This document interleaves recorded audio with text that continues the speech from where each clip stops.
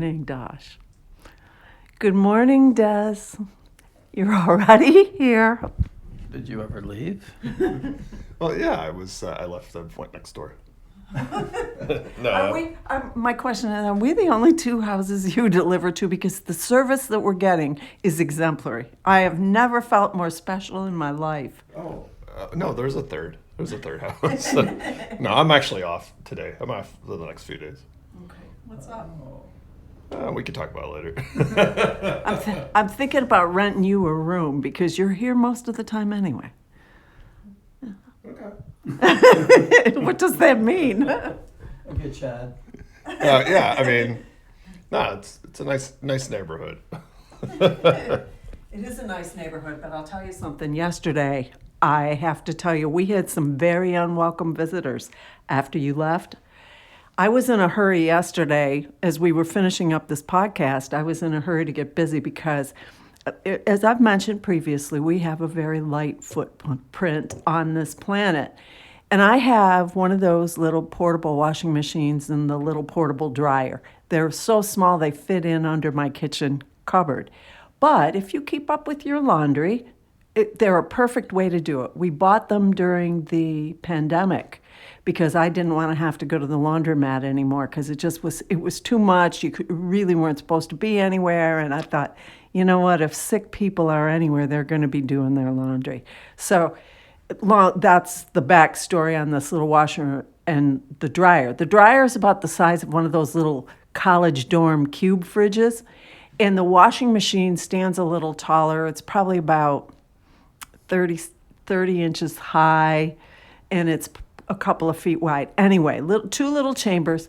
That thing is fantastic. I won't mention any brands because this isn't a commercial, but I have to say, if doing your laundry and keeping up with your job and all your other stuff is a problem, just go right ahead and do that. Buy one of each. It is one of the best investments I think we've ever made, and it takes a little discipline. It takes a little getting used to, but man, is that fantastic. Okay, back to the story. I did the laundry yesterday, and I hang things on, all the big stuff gets hung on the line for the most part because the weather where I live is beautiful and we can do that, and I love the smell of it, and there's a certain satisfaction I get when it's on the line.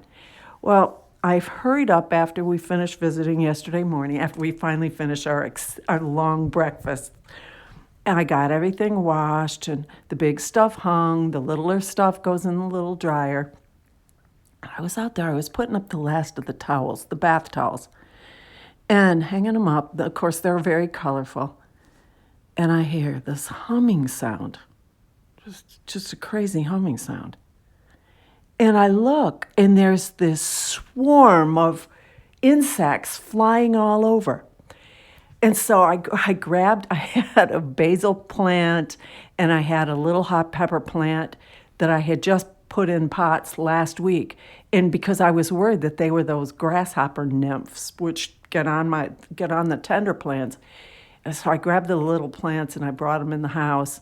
And then I stood and I watched from this room where this is really an enclosed porch that we talk from. We have our breakfast here when the weather is nice, well, even marginally nice, but not nice enough to have breakfast outside, which we'll be doing pretty soon. Anyway, so I came in here. It has good windows, and I'm watching this cloud of insects. I can't describe how big it was. And they were going nuts out there. So I watch, and all of a sudden, a couple insects bump up against the glass of the window. It's honeybees. So I stand there for a little bit. I thought, I'm not going back out there. I had everything pretty much on the line. I think there was one more thing that needed to go, but we'll sacrifice that to stay indoors. So I watched, and little by little, this swarm dissipates, and they fly over to this little short plum tree. The plum tree is old. It was here when we bought the place, and it's probably at its tallest point about 7.5 feet, something like that. And I had been over on that, cutting that tree just Friday, as a matter of fact. I saw a webworm in there on two little skinny branches about as big around as a quarter. and I cut those branches and got rid of these webworms because they can do an awful lot of damage. So I had been there. That was Friday. Yesterday, to my shock, I watched that swarm of bees collect themselves in that little plum tree, and they suspend it. It looks like a deflated football hanging from one of those little skinny branches, just hanging there. There is no structure other than bees. That deflated football, exactly that size, if you took half the air out of a football, that's what it would look like hanging there in the tree. And so now I went out, I instead of going out the front door, which enters into this screen room that you hear me talk about sometimes, I went out the back door from the kitchen and went around and got my stuff off the lines, but I was nervous. And I tried to take some video because I thought I should probably call a beekeepers association or something, which I looked up online. I looked up and I got a few phone numbers, but in the course of doing that, I found that they say that this time of year especially, you can have rogue swarms that have either been pushed out of their original nest, the collective grew too big, and some of them moved to a different place and established a new colony of bees, or the queen died or some other thing.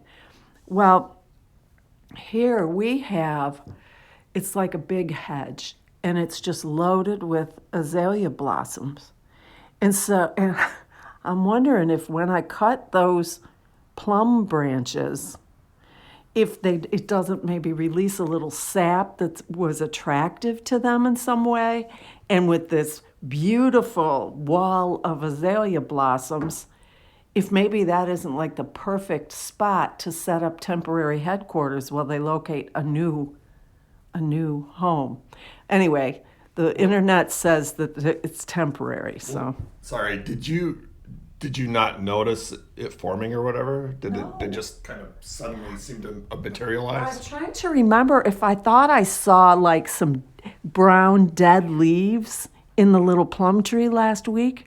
I kind of think maybe I did, and that I thought, I should clean that out. It doesn't look great, But I certainly did not notice anything like that in that little plum tree when I snipped those two branches. And so I am just absolutely horrified. I took my phone and I walked as close as I dared, and I tried to get a little video, which was a bad idea because I thought I could get maybe one picture of frozen video frame, even though I'm not great at doing stuff like that. But I sent the video to my kids and I told them the story, but all of them say that it's the trimmed down version of the video is not good enough for them to really be able to appreciate what I'm talking about. So I'm gonna. So it's really, they can make a structure. That reminds me of themselves. It reminds me of the Family Guy. I think it was Family Guy episode where the house had become literally just termites holding hands. Yeah. So I used to laugh at how ridiculous that was, but apparently it's a thing in the insect world. Oh my goodness. Oh my goodness.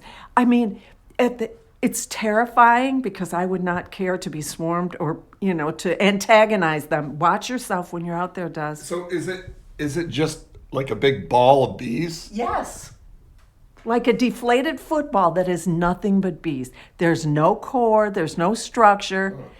I asked my nephew, who used to keep bees. I texted him quickly yesterday. He was at his other job, so I thought I better not call him up. But he said that it's something like that. When you encounter something like that, it's usually a temporary thing. And I did send him that video, and he looked at the tree and he said, it'll definitely be temporary. He said how long they'll stay. He said it can be as few as a few hours. He said it can be a day or two, or it can be slightly longer. But he said they definitely won't stay there because there is no hole in that tree and no enclosure that they could be sheltered properly. So he said for me not to worry about it, that That it's okay to go and whack them with a stick? no. And online, even though I know you are encouraging me to do something that will make them feel unwelcome there. It won't be me doing that, A. B, and it shouldn't be you either, Des. And I see in your eyes. And No, I was thinking of a strongly worded letter. a cease and desist. Legal action. Maybe it should be a cease and desist. Get it? No. Deliberately no. And you suggested that we squirt them with water. But the internet, whom I trust implicitly, said, do not do that. Do not do that. Do not trust the internet implicitly. Little girl. Oh, desist versus B-cyst versus desist. Yeah. Desist. You Got it. Okay. You just won't give me the satisfaction. No, but that's okay. I'm just slow. I don't deserve it after that. That was pretty cheap. What was I going to say? So that was yesterday's grand adventure. It was certainly unsought after. So now I'm encouraging you, and you especially, because you like to pop in through this door, probably come in through the kitchen. Make yourself to home, Des. Well, they're not going. Thank you. Well, they're not going to just like come after you or whatever, unless you antagonize them, right? Well, my nephew, whom I trust, also said that they sort of store when before this migration happens, they sort of store up food. So he said they're usually pretty docile and not aggressive unless provoked. So we're going to refrain from provoking them in any way. Don't park the van near that little tree over there. And and I'm going to come and go mostly by the back door, I think, until they move along. And I'm going to watch because I have to admit, while it's really scary, there is a certain fascination with that.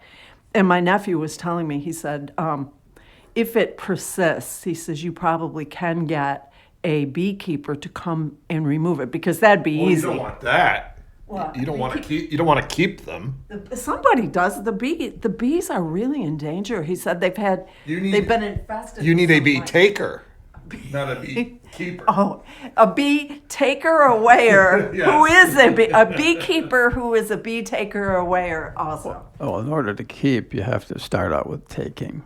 Yes. So, but now this is my concern. I was going to make a few phone calls, but they charge for that. Oh, a phone call?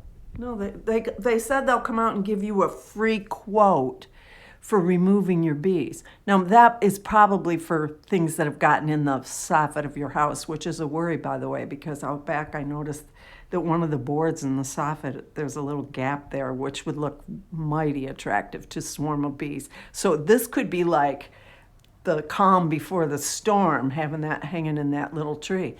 But they'll come and give you a quote, and I am not prepared to hire somebody to actually pay to have that removed. I can do it. Put them in the trunk of your car and drive fast. Oh, that'd be cool. But they probably come right back because I think that this might last longer for us if it weren't for the azalea hedge. Bees seem to be pretty smart, don't they? They're pretty smart creatures. I love the sound of them. Sometimes when we've gone to France, there's a place that we stay that overlooks a vineyard. And you can sit in a lawn chair with your book and maybe a nice glass of wine and listen to the bees humming in the vineyard. And it's idyllic. It's a beautiful place to be.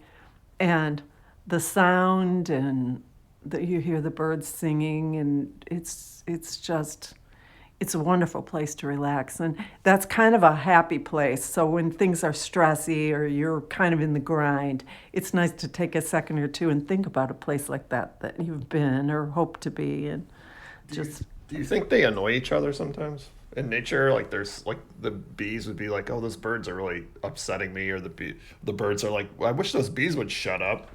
No, we're talking about the birds and the bees. Yeah. Wait, no. I mean, yeah. hey, we'll put that as one of the key words, the birds and the bees. Yeah, okay. Definitely we have to do that. Here's something interesting, bee lore.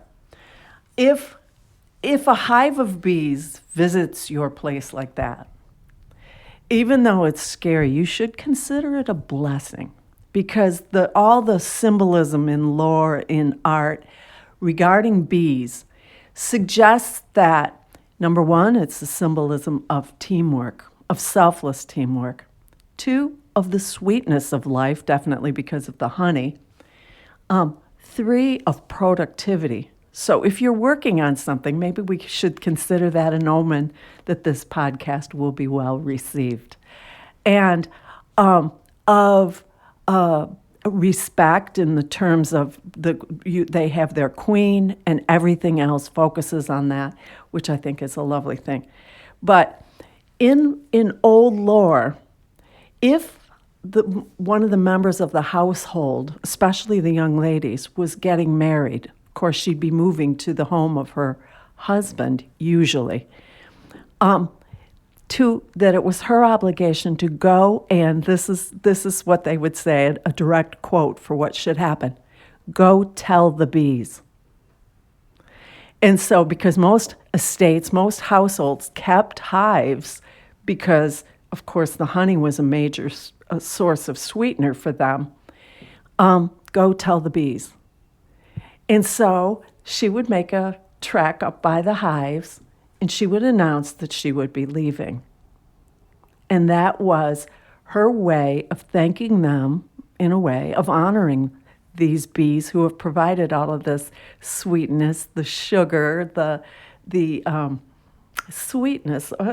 What better word than that, really? The blessing of life on her, rather than just harsh medicine or bland food. They've offered that. Is that where the idea of the buzz comes from, when you're hearing the buzz about something? Uh-huh. Is it really? Well, yes, definitely. Definitely what chased me inside yesterday was the buzz, for sure. Absolutely, for So sure. you ran? You didn't stick around for the gossip? No, I did not. I hustled my bustle right inside. That's Hollywood gossip. Ow! Ow! Also, if one of the high-ranking members of a household passed away, someone would go and tell the bees, and it was their job. I love the symbiosis of that. I love the peacefulness of it and the respect, the mutual respect. Go and tell the bees. Well, that sounds lovely, but how do you reconcile the stinging part? Well, if you're up there messing around or doing what you shouldn't be doing or reaching your hand in without understanding how that should be done and the methods, then you're overreaching would be a good way to put that. So, yeah, you're right. That's a big... That whole thing that's all bees? Yes, there is no core. Wow. There is no core. It's just bees. It's kind of like football, isn't it? You do kind of want to stick your hand out. You want to grab that. I would not do that. Please don't do that. Anyway, bee lore. In some Christian communities, the bee is the symbol of the Lord. Which one? The bumblebee. I mean, which Lord? The Christian Lord. Oh, gotcha. Anyway, so for what it's worth, a little lore on that. I love that kind of thing. I love studying all of that, thinking about, what it means. Plus, bees they look pretty, especially the big yellow jackets. I love those because they're just pretty. But the honeybees now, I'm wondering if my plants are going to be extra good this year. Who knows? I wonder how the bees interact with one another, too. Like if honeybees don't like the bumblebees and the wasps and the hornets and stuff. I know. I wonder if there's bee wars. Well, I wonder. But I have to say, there's a big difference between, like, if you sweeten a cup of tea with honey or agave syrup or something like that, than if you're sweetening it with sugar or, God forbid, those sugar substitutes. So it's just sweet medicine. it's like some prescription you would buy, but it's like sweetens your coffee. A spoonful of sugar. Yes. Exactly right. A spoonful of sugar. I noticed, I was reading something last night or early this morning, RFK Jr., who is now health secretary, one of the things that he promised is that he was going to confront the food industry in this country about the additives that they put in their food. And so he's actually had I'll call it a powwow. He's had a big meeting, and he has the heads of General Foods, Kellogg's, all the big name food manufacturers have actually already, I mean, we have to be fair. It's not even 2 months. He's been in office. He's gathered them together, and he wants answers from them about what can be done to improve the quality of processed foods. I'll say that it's at least encouraging that somebody has like a real interest in that. You don't hear people saying, that's really what I want to do, is make people eat healthier and not make them, but, give them that choice. But do you think that'll make the cost of food go up? Yes. I would guess yes, because Any excuse they can find to Yeah. raise the prices. Des, you said you're off for a few days. Has that anything to do with this boycott we've been hearing about? I tried to ask, but I don't get any answers, so I can't really say. But I assume there's like the notice that we got was that they're doing some maintenance or some restructuring in the facility or something like that. It's very confusing. we were inquiring. So that's why I'm here. Do you guys know anything? Came here for the news. Earlier, I actually did ask. I call her Alicia. So and that we there don't was activate her. no response whatsoever, just crickets. And then I realized, what was I thinking of? That would be a complete conflict of interest for her. Yeah.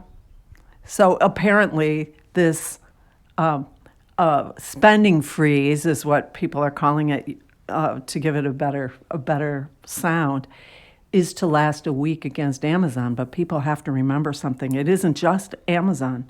It's all of those companies. It's Prime. People aren't watching Prime this week. Whole Foods, Amazon Fresh, IMDb, Goodreads, all of these other things. Audible's on there, right? Is that part of the Is that Amazon? Yeah. All right, so all of those things. So it isn't just ordering I new undies. I just want to say, I'm not confirming or denying that I work for that company, but we're just discussing it as a topic of interest in the news. Yes. Yes. And you do have a lot of friends who have or are currently employed They there. need to be quiet. Oh no! Wait, no. So tell me what's happening. What do you hear? I hear what's the buzz. The buzz. Thank you. The buzz is that this is an attention getter, and basically what people are trying to provide a little resistance because that company, along with Target, along with other ones, dumped their DEI initiatives abruptly when the new administration basically declared all of that illegal and discouraged it from an official platform. The companies that quickly fell in line with that objective. So it's not about the 99.1% thing. That's what I thought. No, it is not. It is about dumping the DEI initiatives very quickly and without remorse. Well, what did you think the 99.1% thing was for this? What did you hear about that? Just the oligarchy thing. It's about DEI. The Target thing is to last 40 days, coincident with the Christian season of Lent. And a lot of the Christian leaders are backing this spending freeze. And I mean, we can call it a boycott if we want. In the case of Tesla, for instance, that has nothing to do with the DEI. That has everything to do with the fact that there's a lot of people who are very, very unhappy about Mr. Musk's role in the Doge effort on the part of. I did see the Bloomberg used the boycott term. Yeah, it's mostly called a boycott, but a spending freeze is probably better because it's, I think it's clearer in what the objective is. As far as the Tesla stock. Oh my God. I mean, when you reach the category of Mr. Musk and his level of wealth, I mean, what's $1 billion here or $1 billion there? However, to investors in those companies, $1 billion here or $1 billion there is a significant hit. And so I think, prudence. Well, he didn't start Tesla, right? He bought it. Wasn't it a company that existed already? That's right, but it's not the whole story ever from what you hear in the news. And sure, on paper, he's lost a lot of money with the stock market decline. But these people have to have anticipated that. And I'm sure somebody somewhere, not saying any names, I have no information, except it makes logical sense that they bought some puts in the stock market in anticipation of them going down. Well, that's what President Trump keeps saying, buy the dip, buy the dip. It's not all bad news. These may be opportunities for you. However, I will say, I was reading today and I completely disapprove. People who own Teslas, who bought these electric cars, I think in all good faith with an eye toward the environment, conservation, all of these well-meaning intentions, are having their cars defaced in parking lots. They're having to disguise their cars. I saw a picture of one car that somebody had slapped an Audi badge on, trying to fool people into thinking that it was not a Tesla because, I mean, they're writing on cars, they're scratching cars. In one parking lot, a Tesla got burned. And people are, in California especially, they've got these bumper stickers they're putting on their Teslas. I bought this before Mr. Musk went crazy. Or I bought this secondhand, so no money to Musk. And I'm thinking the consumer should never have to do that. I'll be honest with you. Nowadays, it seems to be fair game for people to just lash out against any idea that they don't agree with. And I think one of the things that I hope for with this podcast is let's just talk about stuff. Let's just kind of voice an opinion, but we don't have to rip apart the integrity of the people who don't think like we think. To get it out there. This is what ourselves as a representative of certainly older Americans, number one. Number two, people who have had lots of different chapters in their life, lots of different career experience, personal relationships that are all add up to being life affirming and enhancing, because you begin to understand that your viewpoint doesn't necessarily have to be the only one. This kind of thing doesn't even make any sense from the aspect that nobody buys a product, no matter what it is, solely to support the CEO of that company. I think that's historically true, but I think nowadays people are much more conscious of this 1% idea. 1% of the people in this country hold more wealth than the whole. I mean, I'm talking like Bernie Sanders, because Bernie is right. Let's just be real. That inequity means that a huge percentage of this country works all day long to provide icing on the cake for the 1% when they don't have food on the table for their own family.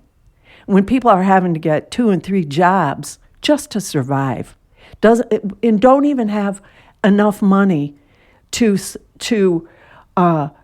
be able to have a little bit of a reserve, 2-3 months extra in case you get a swarm of bees that you have to pay to have removed, or in case when the road crews are out hammering around on the road and your well caves in. Well, that wouldn't happen. It's ridiculous. Yeah, it happened.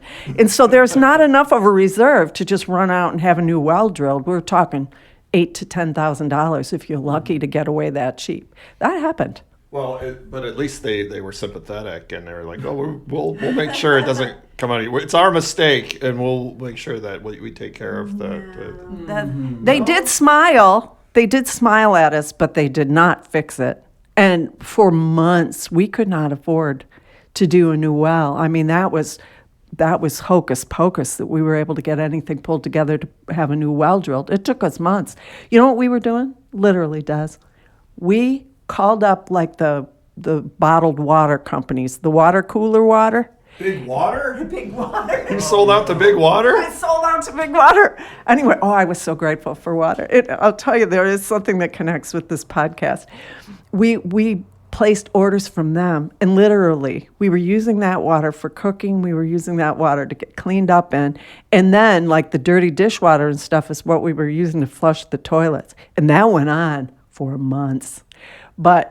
And we put out buckets. World hippie, so that wasn't too much different than what we were used to way back when. No, but that's a hard way to live, and especially if you haven't planned for that and eased yourself into it and made a conscious choice that that's how you wanted to live. We put out buckets, those big white, they're 5-gallon buckets that you can buy in big Walmart over in the paint section. They come with lids and stuff like that. We bought a bunch of those and stuck those out under one section of our house where there's no gutter. And so we were letting the rain drip off the roof into those, and that was extra, flush water. We could boil it and wash stuff in it and stuff like that. Anyway, so we were relying on rain during that period. And we'd watch the forecast, and there'd be rain in the forecast. And I think, oh, thank God, we're going to get rain. We can fill those buckets back up. As you'd watch them day by day go down, down, down. Anyway, the rain would come, and it would be half an hour to the north of us. It would be half an hour to the south of us. The coast would get it. It was everywhere but here. And we used to joke. We used to say, you know what? This must be the safest place in the world from hurricanes because it is here it is, a donut hole. All the rain all the way around us, but not here. And I would panic. I mean, I had more than one time where I didn't think we were going to make it through. And then the rain would come, and it might not be a great deal, but it'd be enough. And, so we managed to get through, and finally we managed to get that well drilled. And I'm thinking to myself, I felt so victimized during that period of time because this was not something that we had a well. It wasn't a very deep well, which is what the vulnerability of that well was. But it just seemed like the great powers that be run roughshod, and it's always the bottom tier that gets upset about it. The bottom tier of the middle class, I should say, because there historically have been programs that help, the poorest of the poor. But when you're just above that, you're just in that little tier right there, it's really hard. It's really hard. And I'm hoping that this podcast is that perspective that doesn't... Did you just make an allusion between a donut hole and the eye of a storm? The eye of the storm. That's pretty clever. Yeah, it is. I think The donut hole is the eye of the storm for the donut. the donut hole is where everything happens. Let's put it that way, We're wondering why there is no donut hole in the bee swarm out there, that it's just solid bees. And, when you're talking about that, it's a gap. It's a space that isn't filled very well. And so I'm hoping that, soon we're going to be able to invite the public to send in, You know what it is? It's a quiet place where you can go and observe everything around you. I love that. We should make T-shirts and put that on there. If we ever get popular, we'll do it. That's true capitalism. Hey, what's wrong with capitalism? The 1% needs capitalism. Well, we all need it to a certain degree. I guess it's a matter of degrees, right? Mm-hmm. Right.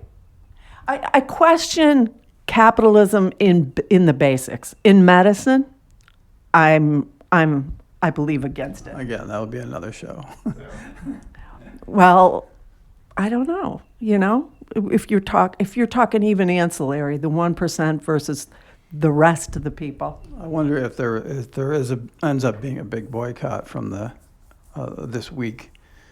what the percentage would be between the people who are doing it for the DEI's reason or the 99% reason?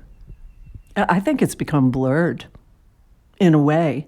I think that the CEOs of all of these companies need to understand you might be able to rig up some AI to do a man's job at your company. You might be able to do that. But is AI going to buy your stuff? Is AI going to buy your product? So when you put the guy out on the street and he doesn't have money to live, and his brother has the same problem, and you are, all of a sudden, it seems like maybe we should think about that. All these government employees that are now in the unemployment line, that's not good. Those people have mortgages, they have kids in school, they've made a whole bunch of decisions believing that they had a contract with the government and that they were going to be okay. But that can happen with any job. It can, but usually for cause. These people, to a high degree, have been doing a great job with what they were supposed to be doing. They were told this is what the objective is, let's get working on it. They worked on it. They have conducted themselves with integrity. Well, as far as you know, there could be some real jerks there. I'm sure there's jerks. I'm sure there's slackers. Just like in the. You were gonna say just like you. You're just like you. I saw you. I wasn't gonna say you does. No, just everywhere. You might have been thinking about it, though. No, just everywhere. Just everywhere. There's there's days that people are very efficient and working like they're supposed to, and then there's days they're not. But these people are now on the unemployment line in a place that's very expensive to live in terms of Washington, D.C. area. How's that going to work?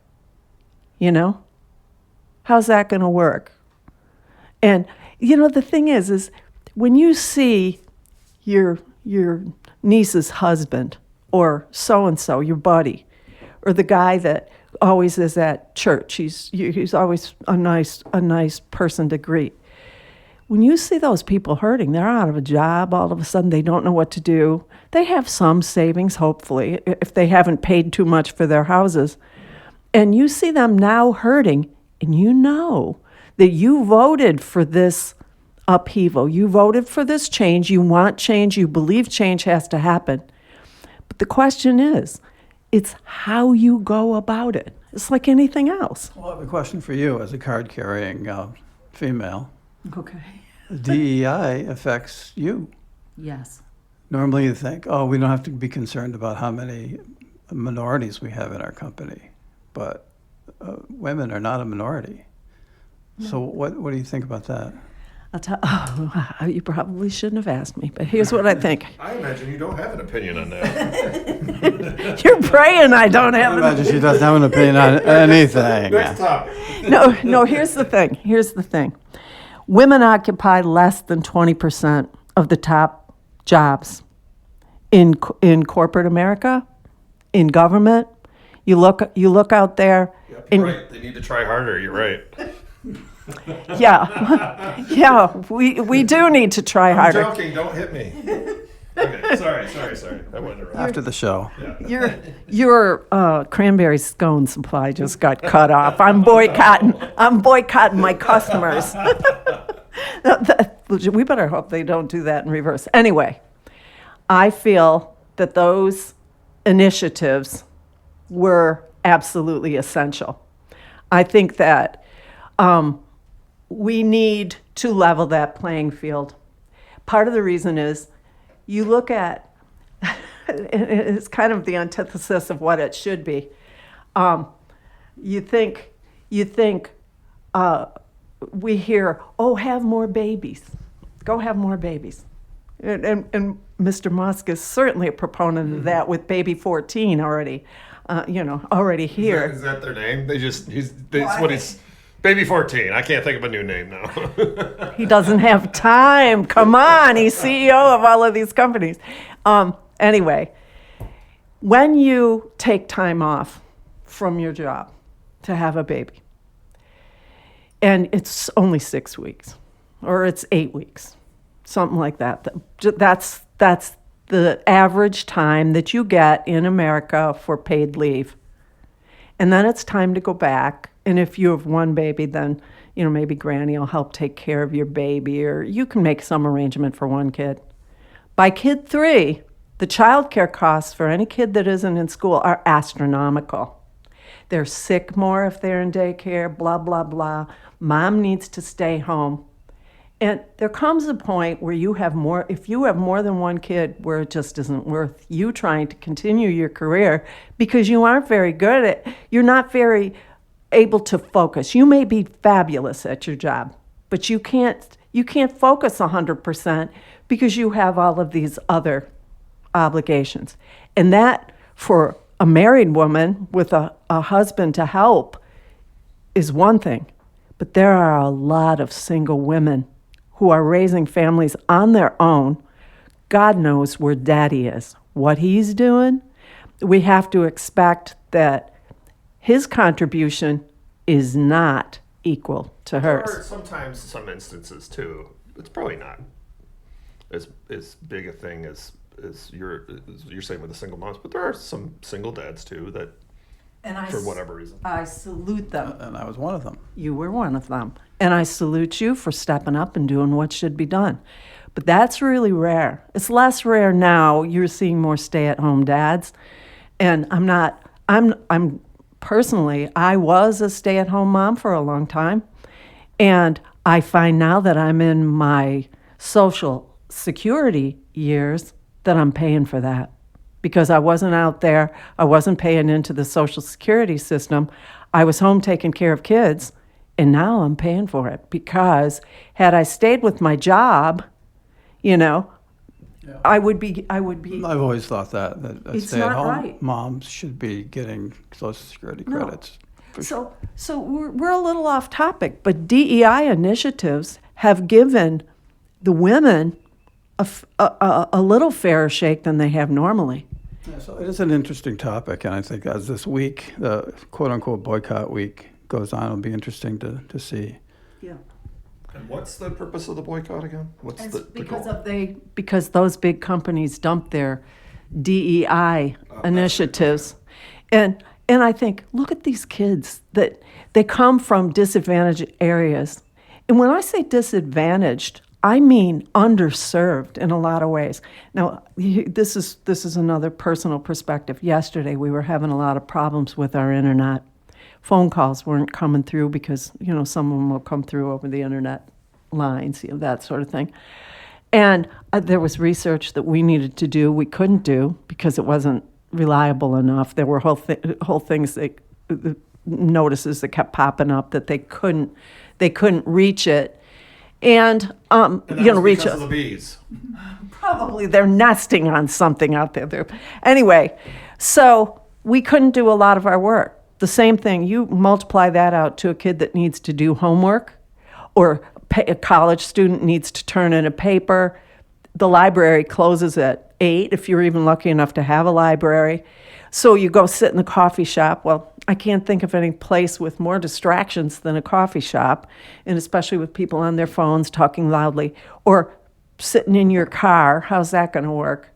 And so these DEI initiatives put a little effort into trying to give a chance to people who don't have a chance. Exactly. So, yeah, I think we'll maybe touch on this subject here and there throughout this coming week. Well, I'll tell you what, people need to listen to Bernie. We need to listen to Bernie. Both parties need to listen to Bernie because Bernie is speaking for the working class. And there needs to be That's an opinion.